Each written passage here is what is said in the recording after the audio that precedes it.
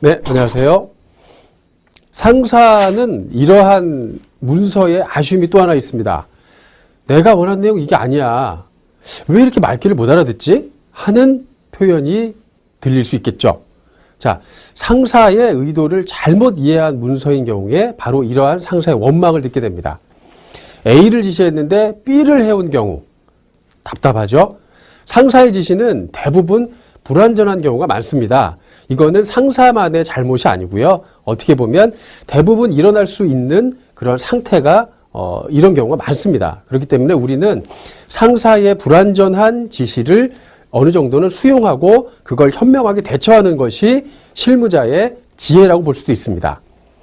불투명하거나 불확실한 사항을 확인하지 않으면 바로 내가 원하는 내용이 이게 아닌데 라는 그런 원망을 들을 수밖에 없게 되죠. 그래서 상사의 요구사항이 정확하게 무엇인지 간파하는 것이 바로 핵심입니다. 그래서 이번 시간에는 상사가 정확하게 뭘 요구할까, 이 문서를 통해서 어떤 걸 요구할까를 찾아보는 그러한 내용을 같이 학습해 보도록 하겠습니다.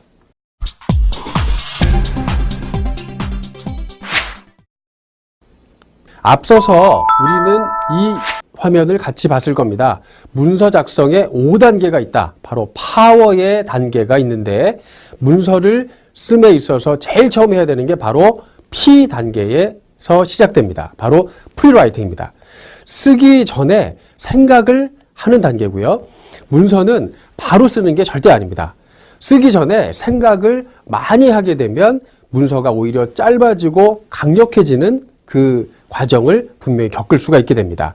우리는 문서를 쓸 때 쓰기 전에 반드시 생각하는 단계를 충분히 가지는 것이 아주 좋은 문서를 만드는 첫 번째 지름길이죠. 자, 생각을 해보시죠. 상사가 지난번에 지시한 거 다 됐나? 라고 얘기를 해봤습니다. 근데 실무자는 무슨 말이지? 어떤 거 말씀입니까? 라는 역질문을 다시 하죠. 근데 상사가 이런 경우에 화를 냅니다. 아니, 척하면 척이지 그걸 모른단 말이야? 오늘까지 기획서 만들라고 했잖아. 라는 상황이 벌어지죠. 상사가 무언가를 분명히 지시한 건 맞는 것 같은데 이 지시를 받았던 실무자는 그게 무엇인지, 언제까지 해야 되는지, 왜 해야 되는지 그 배경 자체를 전혀 모르고 있었다는 상황이 발생되죠. 실제로 이 상황은 우리가 일하는 과정에서 많이 찾아볼 수 있습니다. 어떻게 잘못됐을까요? 두 가지가 잘못됐습니다. 첫 번째, 상사는 자신이 잘 지시했다라고 착각하는 잘못을 했었고요. 실무자는 또한 무언가가 애매하면 그걸 적절하게 확인하고 그리고 그걸 또렷하게 만드는 과정을 스킵했다는 것 또한 잘못된 것이죠. 이 과정에서 좋은 문서가 나올 리는 만무합니다. 상사는 꼼꼼한 업무 지시를 못하는 경우가 실제로 많이 있습니다. 자, A와 B의 질문이 있습니다. 이 질문을 실제로 그 많은 팀장님들한테 해봤는데 어떤 그 질문의 답변을 가장 많이 했을까요? 자, 첫 번째 질문은 이거였습니다. 나는 일의 배경과 원하는 수준과 원하는 결과 이걸 충분히 잘 설명해 주면서 업무를 지시한다. 반대로 일단 대충 한번 시키고 본다. 둘 중에 상사들이 골랐던 대답은 바로 B였습니다. 모두가 그런 건 아니지만 일단 상사들은 급한 마음에 업무를 일단 시키면서 중간 과정을 체크하려는 그러한 강박관념을 가진 경우도 많이 있습니다. 실제로 리더십 워크숍에서 거의 80%가 업무를 지시함에 있어서 척하면 척이지 대충 알겠지 하면서 일단 시키고 보는 경우가 많다고 합니다. 상사는 업무를 지시할 때, 즉 문서 작성을 지시할 때 모든 내용을 꼼꼼하게 잘 설명해 주는 경우가 흔치 않다는 것을 우리는 수용해야 됩니다. 그럼 그렇다면 우리는 어떻게 해야 될까? 현명한 대처를 하려면 어떻게 해야 될까? 이걸 이제부터 우리는 고민을 해야 되죠.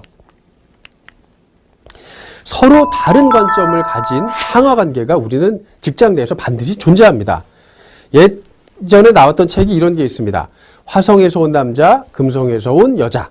이걸 우리의 비즈니스 상황으로 연결해 보면 화성에서 온 상사, 금성에서 온 사원, 서로 동상이몽의 그 꿈을 꾸고 있는 경우를 빗대어 이야기할 수 있습니다. 즉, 상사와 실무자, 서로 생각이 다르고 관점이 다른 상하 관계가 분명히 존재한다는 거죠. 상사와 부하 직원의 인식의 차이가 분명히 있습니다. 그 인식의 차이를 최대한 극복해내고 줄일 때 좋은 문서가 나오고 상사가 원하는 문서가 나옵니다.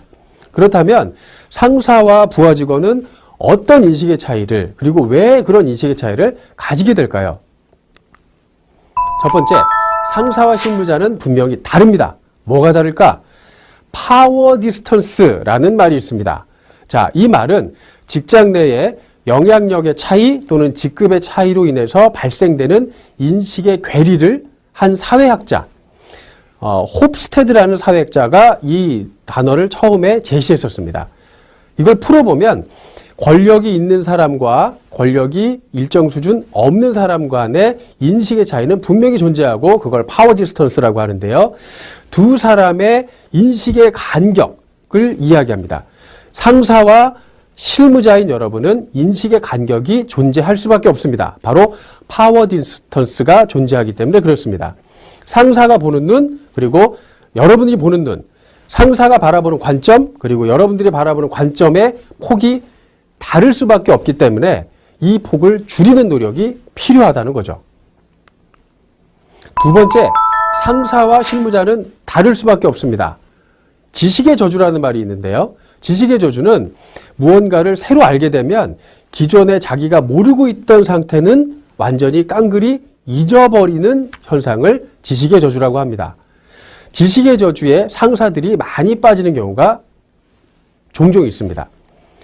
자신은 잘 알고 있고 충분히 설명했는데 직원은 왜 모르고 있지? 라는 생각으로 화가 나는 경우를 지식의 저주에 빠져 있을 때에 빗대어 설명할 수 있습니다. 왜 모르지? 당연히 알고 있어야 되는 거 아니야? 라는 생각으로 충분한 업무 지시, 충분한 업무의 배경, 이런 내용을 정확하게 전달하지 않는 성향을 가지게 됩니다. 바로 지식의 저주 때문에 상사와 실무자는 다른 인식을 가질 수밖에 없게 됩니다.